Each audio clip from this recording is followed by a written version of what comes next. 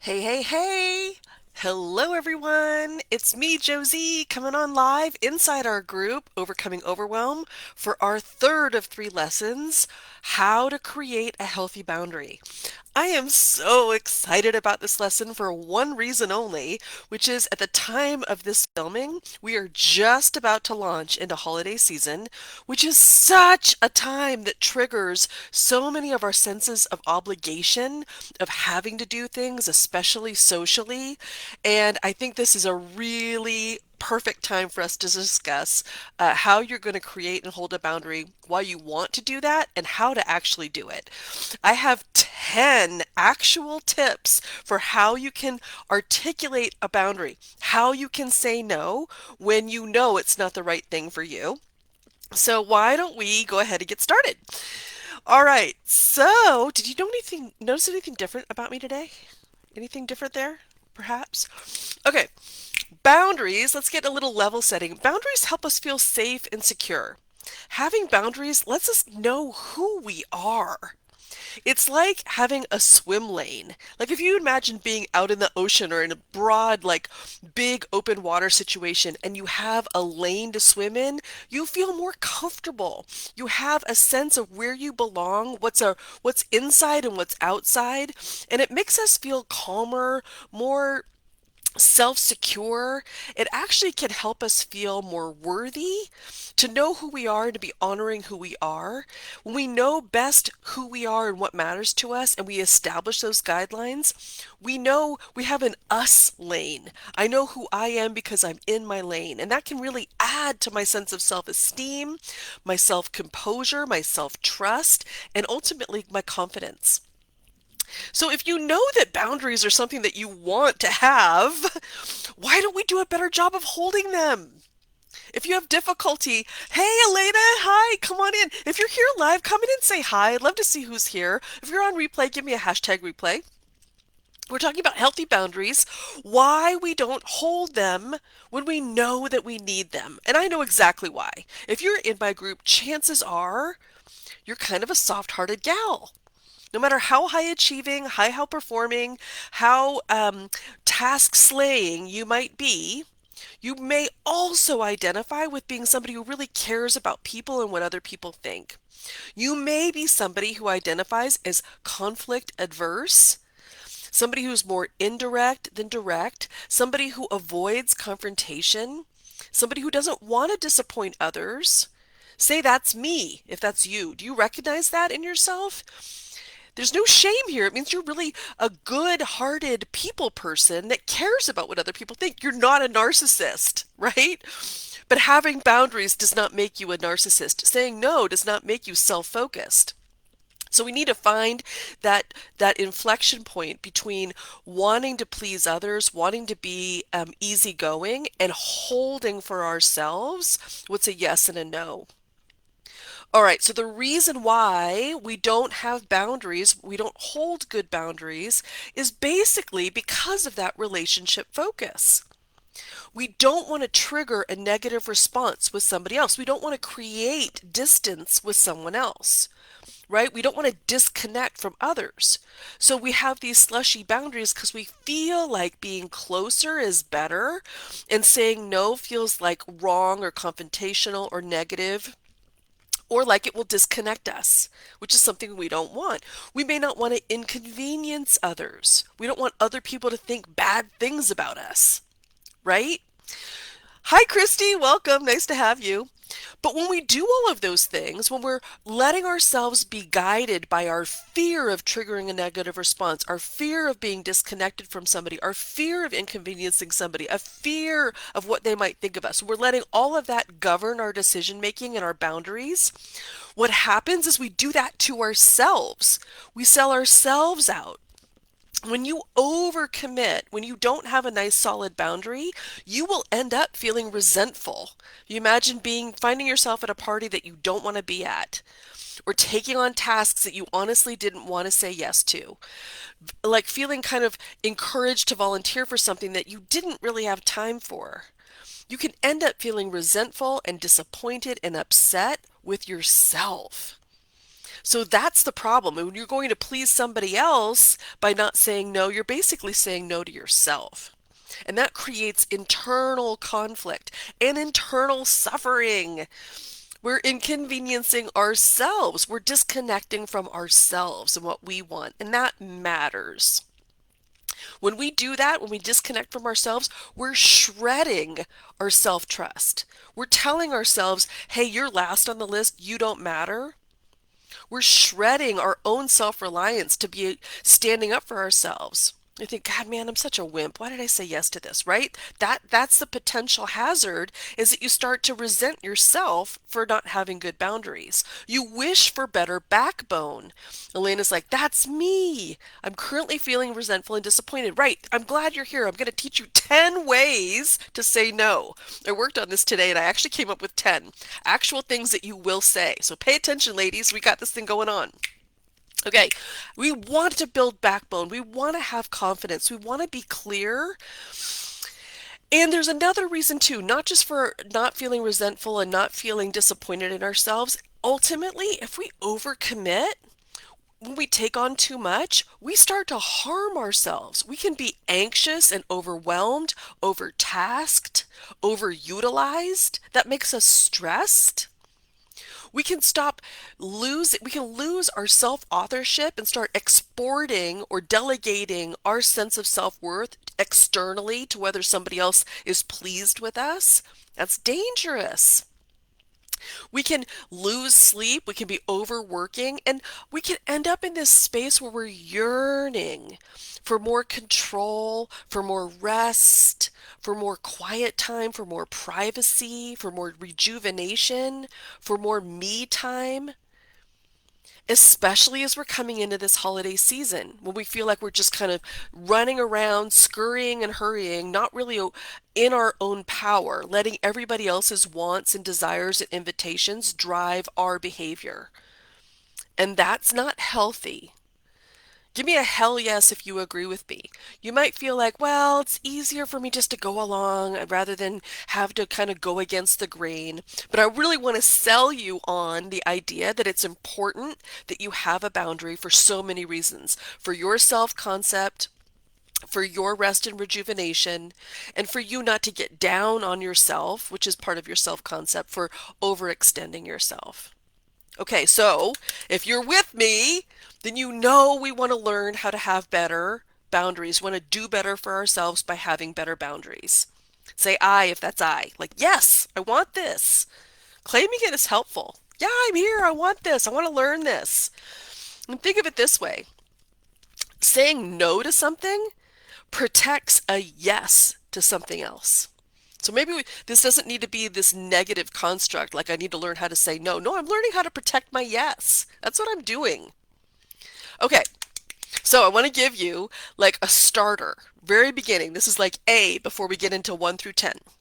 This is how I do it. Let's say I get a request that I didn't expect. I could be walking down the hall and somebody asks me something, or I'm walking to the store and a neighbor asks me something, or I get ambushed with a phone call and I get asked something. And I feel like the reflexive people pleasing, happy, socially easy person would just say yes right away, right? A lot of us do that. Here's my initial tactic I want to teach you. The very first thing that I do when I get a request that I wasn't expecting, when I sort of feel ambushed with an invitation or a request, is I actually put it back to the person and spend a little energy on it rather than immediately feeling like it's in my lap and I have to say yes or no, like, oh, great, sure. No, I say, oh, really? Tell me more. And you can say, oh, Joe, we're all going to get together and we're going to drive down to, such and such, and we're going to go see this concert. And we're going on Saturday. You totally have to come. I said, oh, really? Who's going? What's happening? Like, what day? Where are you? What's the concert about? Like, I'll actually ask for more information, which might be counterintuitive. It might feel like you're now starting to commit, but literally, I'm just kind of expending a little energy on it. Like, it's a reunion for the whole weekend. I get them talking. I want to hear a little bit more. And then I can acknowledge them and say, that sounds amazing. I want to acknowledge them. Wow, you guys really pulled together a big event. Or isn't it great that we can all gather again after COVID? It must feel so good to be able to make a plan like this and enjoy it. Like smile, see their enthusiasm and be with them in the enthusiasm. I'm always smiling. And then like you can also smile like it's a happy thing. If people are asking you to do something, it means that they trust you, they like you, they want you there. They think that you're somebody who could deliver well on the request. So that's kind of a secret tactic that I use. And then I want to go now give you some of the tactics. Okay, you ready? Number one, after we sort of like hear the request, this is called the script, where you pre-prep your response. So you plan this ahead of time and you think, okay, this is what I'm going to say. I'm going to start with thank you and acknowledge that it sounds great.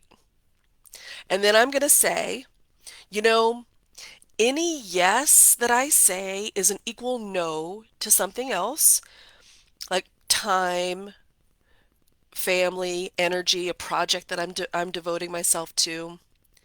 I'm working on not overscheduling myself.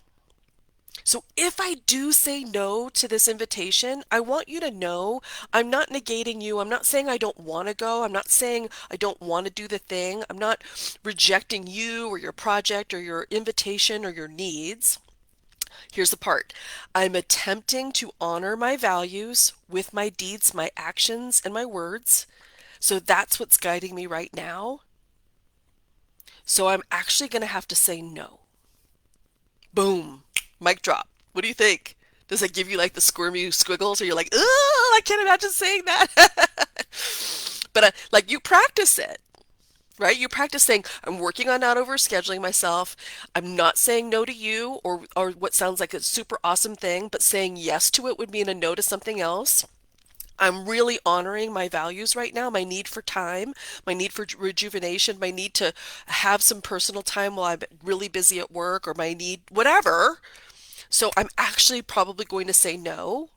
That's another tactic. Or just say, so I'm actually going to decline. But I so appreciate that you asked me. And end scene. That was number one, the script, right? Where you can pre-prep your response. Okay, number two is redirect. If you get ambushed with a response, this is when I was a big boss, when I was in corporate. I might leave my office and it was dangerous territory. People, oh, Joe, they would ask me something. Hey, Joe. And I would just feel like, oh my God, like I'm not ready to receive a request. So I developed this. Hey, we're all going to do something. Hey, I want you to do this. Or hey, we got this going on. This is what I would do. This is the redirect. I would say, oh, wow, that sounds great, right? Back to the pre tactic of acknowledging it. And this is what I would say. But could you actually catch me in a different way? Like I'm on the move right now.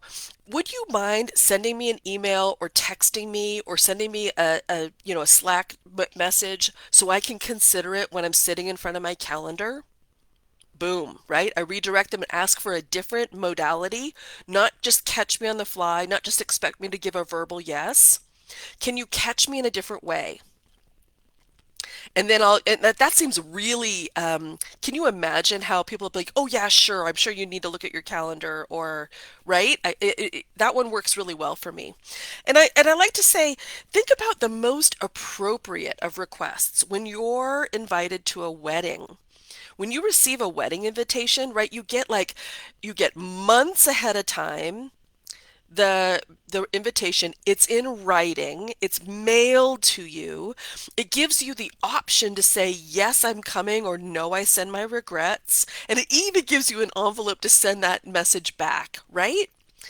This is where I like to think of that's really honoring and intentionally inviting me.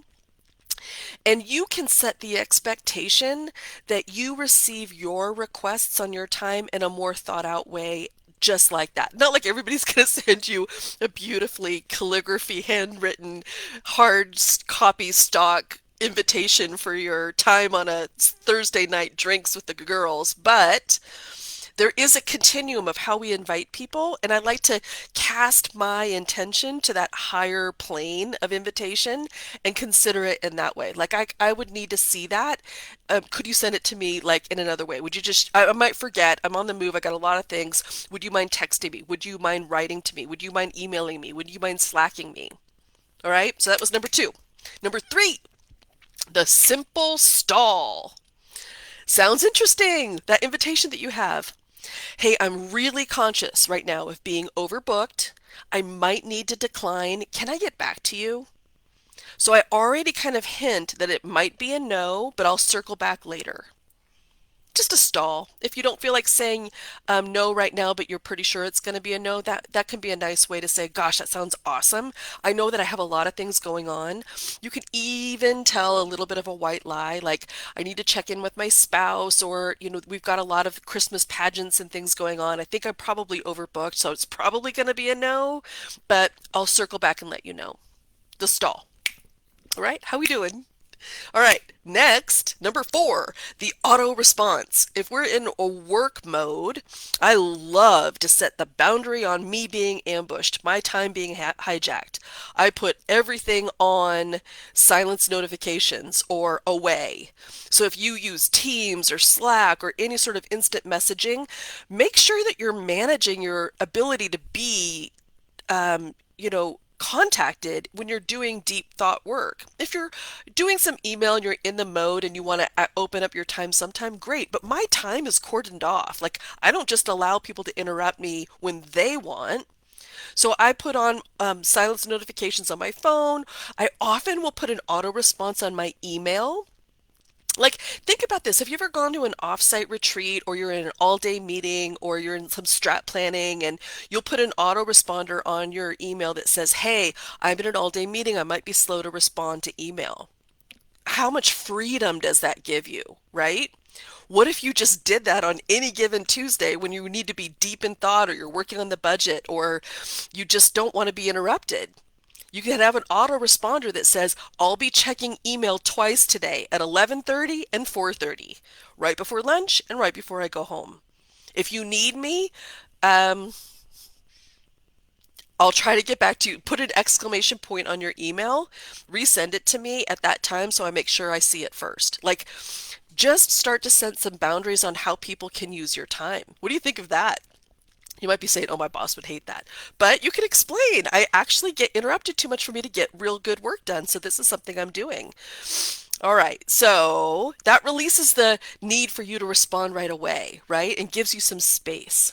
Tell me if you like these. I want to hear like you're like, oh, number four is good, or oh, number four would piss my boss off, or I could never do that, or I want to hear. This is like a lovely interactive opportunity. Okay, number five is what I call a policy. This is what like. I have a policy. So you go through the whole like, oh, thank you so much for inviting me. That sounds great, right? That preamble that I gave you. But my new policy is that I say no first and then I can reevaluate if it's a yes. I have found that this helps me from overscheduling myself and gives me space to more thoughtfully plan my calendar. So let's just say no, but I'll let you know if I change my answer. Ooh. That's a brave one. I have a policy. I learned this one from a speaker. She's an author, and she would go, kind of do speeches, keynotes. And what happens a lot for individuals like that is when they finish, everybody rushes the stage and like, would you sign my book? Or would you like to have cocktails? Or I really liked what you said. Can we talk a little bit more? Like she just gets completely, swarmed. So she created this like I have a policy that whenever I finish a speech, I actually need to take a few minutes to go use the restroom, drink some water, recollect my thoughts. I'll be back in the lobby in about 30 minutes to be able to kind of just entertain questions or sign books or what have you. I just thought that was so brilliant. I have a policy, right? Like I just created this authority that's in me to say, I go home first, I go back up to my hotel room, and then I come back. Do you like that one? Can you imagine? I have a policy. Maybe that makes you sound like you're famous, right? Okay, number six, moving right along. Are you liking these? This one I call the narrator. This one works really well for me, and I think for some people who feel really repelled from saying no, who have a very difficult time actually saying no, I call this like pulling back the curtain and kind of sharing what's going on backstage. This one helps me. I narrate a little bit of what's going on backstage in my head. So I allow my own vulnerability to be my guide. So somebody says, "Hey, we want you to come out and have drinks with us Thursday night." And you're thinking, "I don't want to do that. It's snowing. I want to go home. I'm tired." And they're asking me ahead of time. I know I'm going to be tired. How can I tell them I know I'm going to be tired that night, right? So you're feeling so much resistance to saying no. Use the narrator.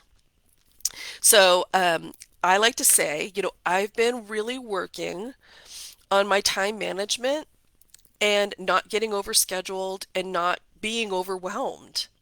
I even attended this free workshop about how to overcome overwhelm. I feel uncomfortable actually saying yes or no because I think either way it might not be the right answer. Like if I say no, I feel like I might disappoint you, but if I say yes, I feel like I might be overcommitting. And then I can sometimes name my chief priorities. Like some of the things I'm really thinking about this week are that my kids have sports or I'm getting ready for my in-laws to visit. These things are kind of abducting my time. Um, but what you think does matter to me, so that's why I'm hesitating and having a hard time just saying no. Would you mind just giving me some time to really consider it more fully? And thank you so much. Like it's hard for me to reject a request. It makes me feel uncomfortable. But I'm really working on trying to make sure that I honor both sides when I get an invitation.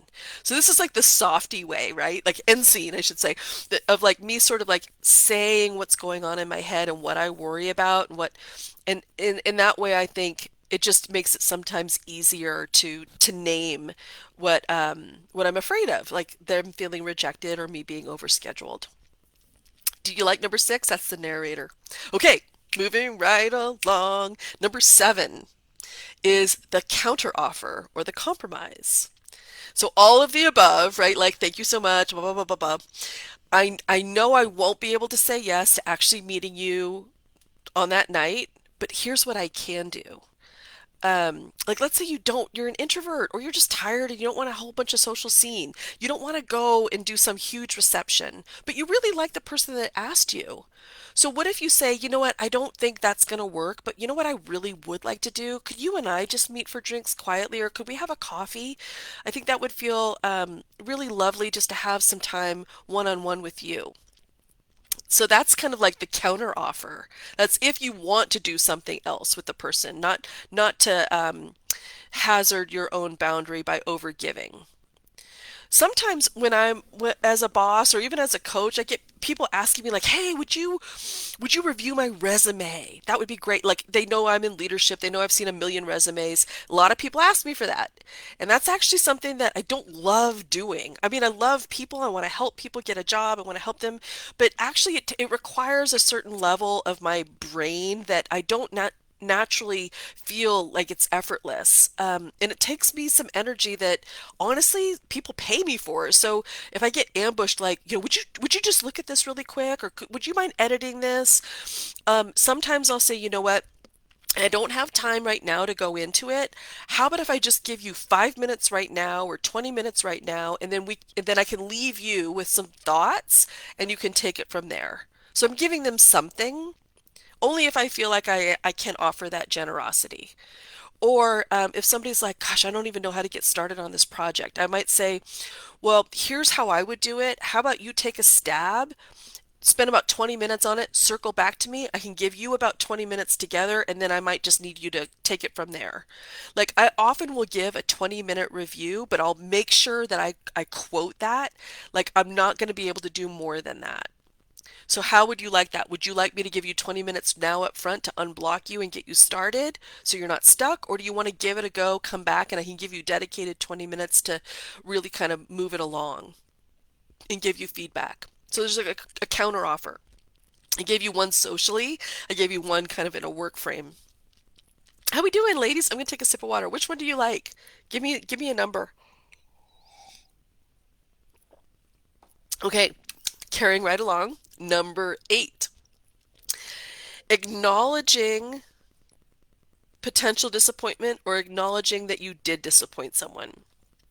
This is like how you say no when you really worry about the blowback, right? And you can tell they're mad. You can tell they're disappointed. You can feel the silence on the phone. I think this is especially true for family stuff, like obligations. They expect you to be there and you said no. So this is how I do it. I say, I sense that you're disappointed, or I sense that maybe you're hurt by my answer.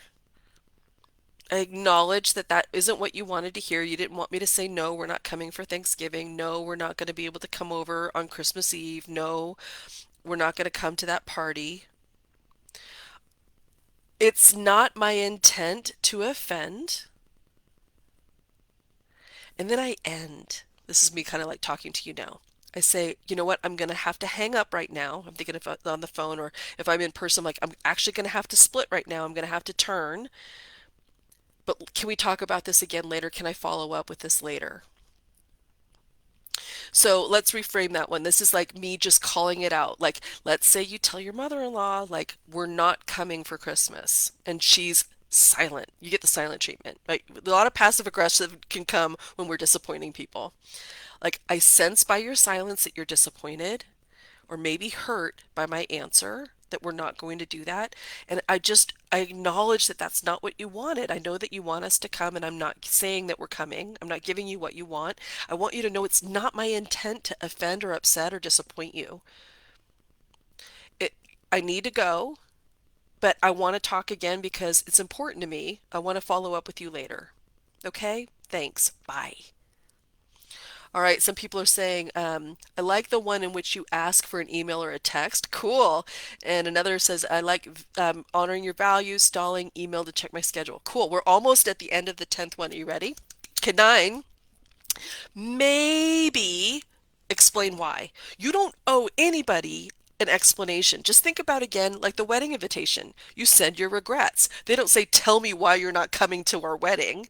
They give you the grace to just send your regrets. I will not be able to make it. You don't have to explain your reason to anyone. But sometimes as people pleasers, we tend to.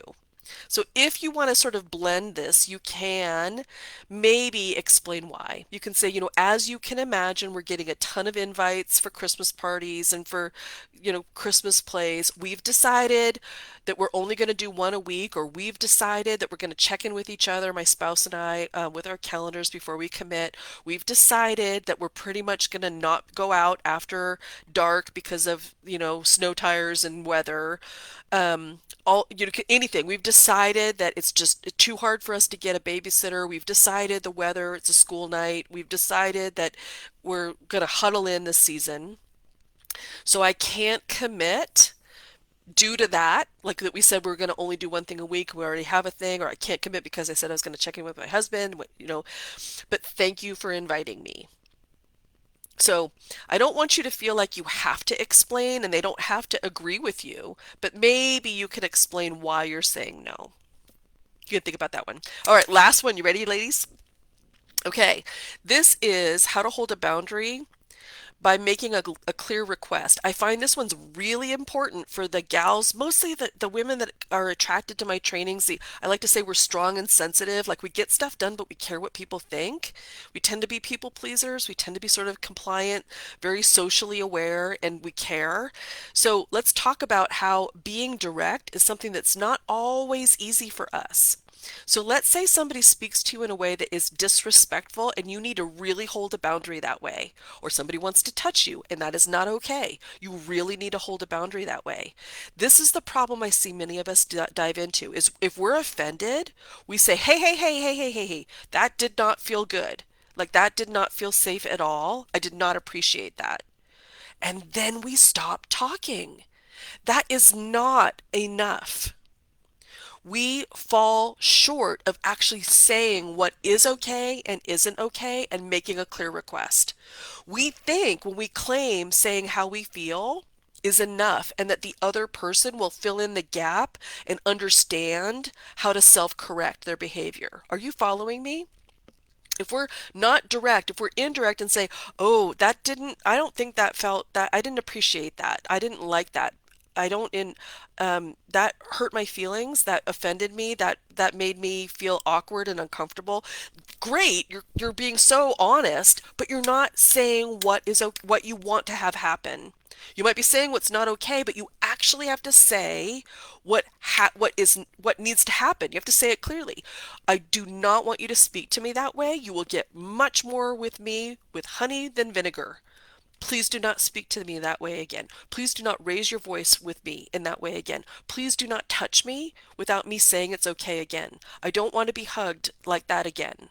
Do not hug me in the office like that again. Like, we feel like that's way too confrontational. I don't know. I might be supposing that, but for many of the women that I coach, it feels like, especially where there's a power differential, they assume that just saying what they didn't like is enough, and you actually have to go all the way to the end zone and say clearly what you want.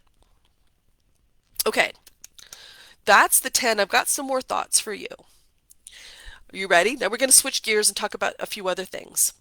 How do you know when to say no? Because for a lot of us, we're like, well, it's not that big a deal. I can say it's okay. Like, I'll only say no if I feel really overloaded. I want to give you some better guidelines than just like when your bucket flows over, then you finally say no. That's not a strong position to be in. So how do you know when to say no? I want you to think about what lights you up. Actually think about it ahead of time. I actually really do like to meet with friends, but not in a busy bar or a loud nightclub.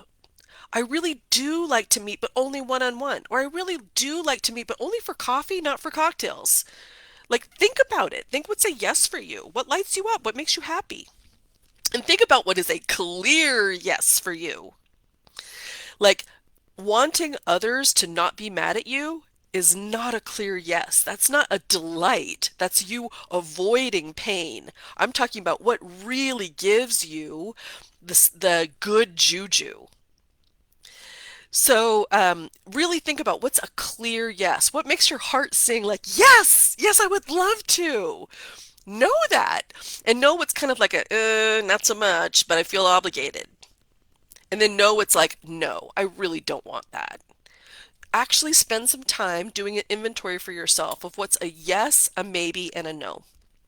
And I want to say this, what you are responsible for are your thoughts, your feelings, your choices, and your actions. That's your responsibility. So if you end up doing something that you didn't want to do, that is on you. It's not their fault for asking or expecting you to do it. You are not responsible, though, for other people's thoughts about you, their feelings about you, their choices, their responses, their actions towards you. That's really their deal. This can be hard when you really care about what people think, but if you suspect that saying yes will change the dynamic or keep the relationship better or more whole or more safe or more solid or more secure or more amenable, then there's a flaw in the relationship. Then there's this assumption that you have to compromise to make the other person happy, and that's worth looking at. That's worth looking at with all of these tactical tips that I'm giving you. So first, we really want to know what lights us up and know what a yes and a no is for us. All right, now I want to talk about what about disappointing people? And I see you, Elena. I have a hard time with number 10. There's a colleague that gets offended even when she's told in a nice tone without confrontation. Okay, let's talk about disappointing people. I like to call it out. I like to say, I sense that now there's distance between us. I sense that you're frustrated with me. I sense that you're, like to say to your word, offended because the dynamic just shifted. Is that because I said no or because X, Y, or Z didn't work out? You can say, I don't, like this is outlining the dynamic. I don't expect you to love it when I say no.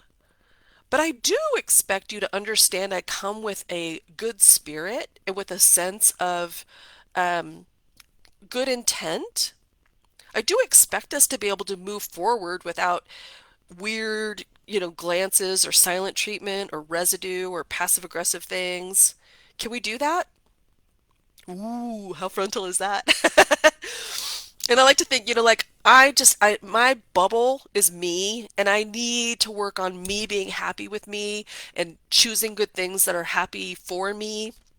This is not me talking to the other person, and just see that their happiness bubble is theirs and they need to be responsible for what's inside their bubble. And you could say, I can't be responsible for you being offended or not offended. I can't be responsible for you being happy with me or not happy with me. I can just offer honestly, as truthfully as I can, and it's up to you to decide what to do with it. I hope that we can still be friends. I hope that there's a good spirit, but I can't control that. Boom. How does that treat you? Okay, here's some more lessons for you to consider. Decide ahead of time that anytime you say yes to something, it's a no to something else. So you might consider defaulting to no to protect your yes. Like what if it's just a no unless it qualifies as a yes? That's a different way of looking at it, right? Also, think of this like if you say no to something, it could be an opportunity for somebody else. It could be a yes for someone else. I can think of that in a work construct. If somebody wants to delegate something to you and you say no to it, maybe it's something that somebody else would like to do. I think as women in leadership, as bosses, modeling saying no is very inspirational for others, especially women, to see like, oh, you can have boundaries. How cool is that? We're demonstrating to others what a great culture of self-respect looks like. It's in action. Our beliefs in our behavior is how we model culture of how we want to be held and how we want other people to treat others. We demonstrate it. So here's another way of doing it. I like to think of some of my icons of leadership. I like really admire women like Michelle Obama. And I think, how would she say, like, you wouldn't just ambush her and say, oh, hey, like, you want to have coffee right now? Right? No, right? How do you think about somebody who would say no or not have a lot of open time? Think about that. They value their time. They have a lot of demands on their time. They have a wide array of choices that they can make with their time. They treat their time as precious and important. They have somebody schedule their time. You regard them, you almost expect that they would say no. So if you can think of somebody that is like that in your life, like you would never just say to somebody of positional importance or somebody who seems really overbooked, somebody who's famous or has some notoriety, you want to think about that. Like, could you adopt some of that as well? I'm not trying to make you conceited or make you austere or unavailable, but you can be important. You can be important to yourself. You can have that, not to like strut around and be self-important, but to hold that. Does that resonate for you? Other lessons to consider. Don't apologize for your no. Don't make yourself wrong for saying no. Don't undercut the power of you saying no by then saying, "Oh, I'm so sorry. I really wish I feel bad. Like I probably should say yes." And like that's just weak. We don't want to erode this platform that we just worked so hard to build, to stand on, and then say, "Oh, but I'm wrong. I shouldn't. I'm unjustified. I feel bad and wrong. I feel ashamed for saying no." Like, no, don't do that. Don't make yourself wrong for saying no. You ready for some more? I'm just on a tear. We have to-do lists. I want you to make a not to-do list. Look at your calendar. Look at your to-do list as it is today. Look at what is something in the past that you've spent time on, and take stuff off. Say like, you know what? I'm going to stop doing that. That is not worthy of my time anymore.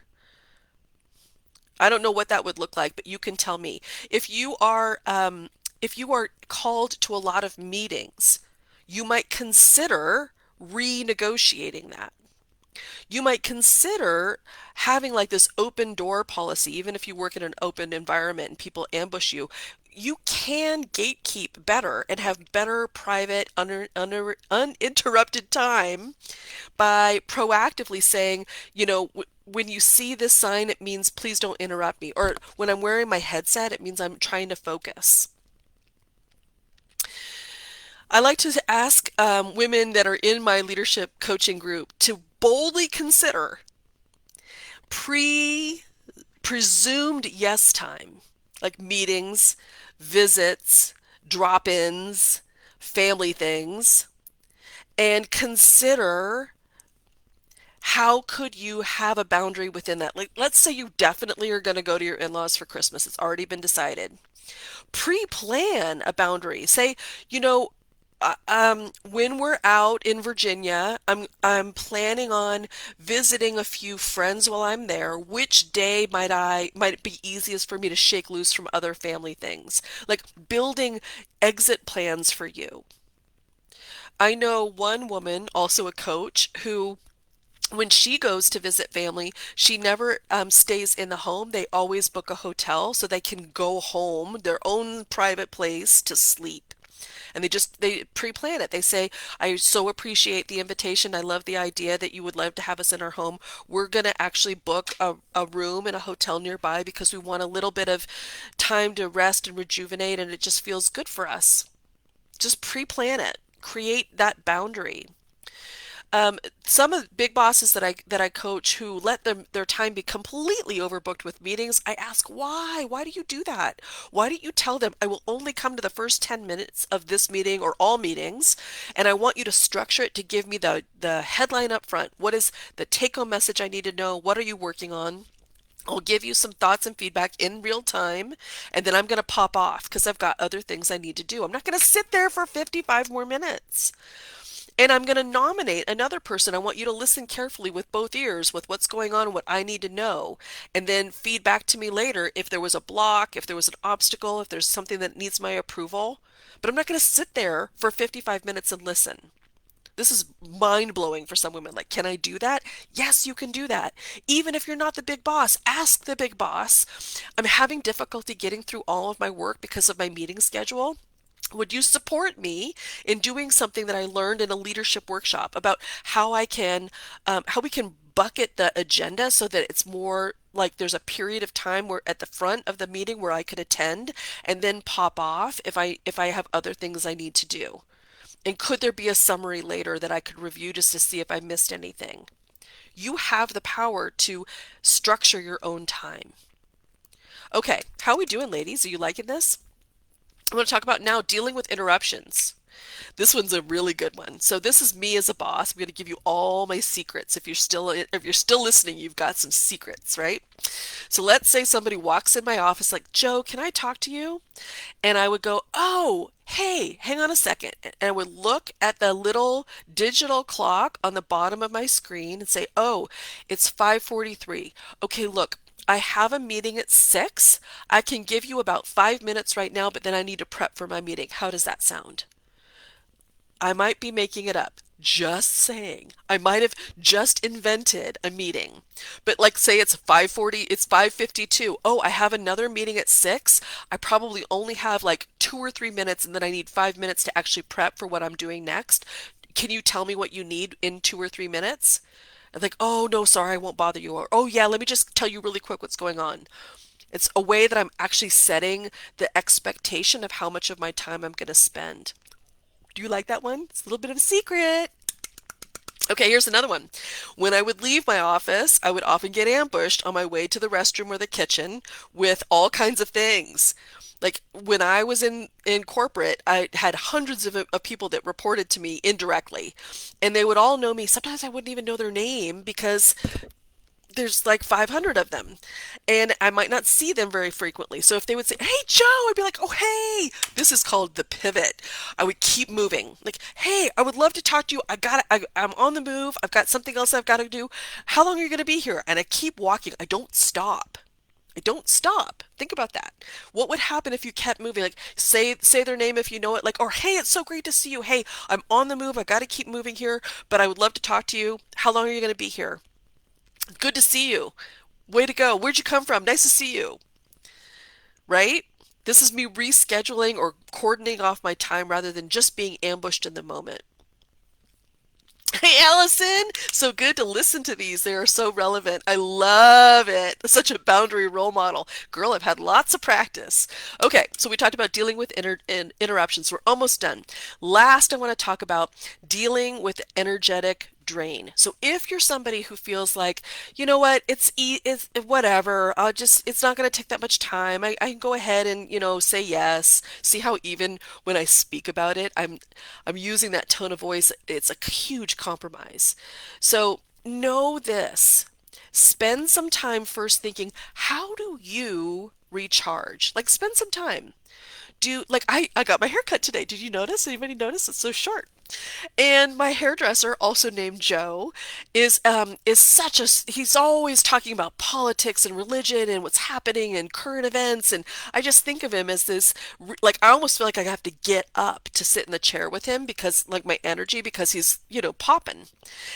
But he told me he's such an introvert that he goes home and he doesn't talk to anybody. He has a turtle. Like that's how much quiet and peace and calm he requires in his life. His pet is a turtle.